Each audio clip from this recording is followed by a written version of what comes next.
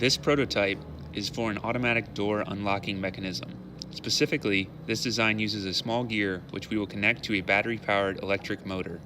The electric motor will be turned on using a computer chip which will determine when the user is within a certain proximity to the door using Bluetooth to the user's phone. The motor's gear will then turn a larger gear which will be connected to the lock via an output shaft. The output shaft will turn the inside handle of a deadbolt and unlock the door. This first prototype was constructed out of everyday household items. The final prototype will be built up from aluminum that will be 3D printed. The motor itself will be connected to a Bluetooth chip so that when a signal is received, the motor rotates the gears.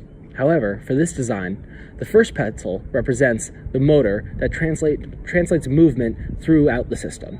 The torque generated by the motor for this model is done by hand.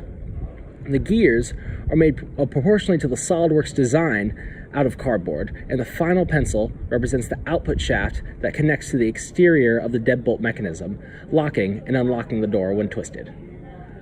The phones and calculators seen in this video are just there to hold the device stable. After completion of our first prototype, certain lessons can be taken away. The first lesson is the fact that the material utilized really does matter more than originally expected. Even though we never intended to have cardboard as our material for our final prototype, the cardboard was flimsy and hard to maintain. Aluminum will be a much more manageable material. Second, we did not expect how difficult it would be to stabilize the mechanism. The shafts would slip from left to right and the gears back and forth around them.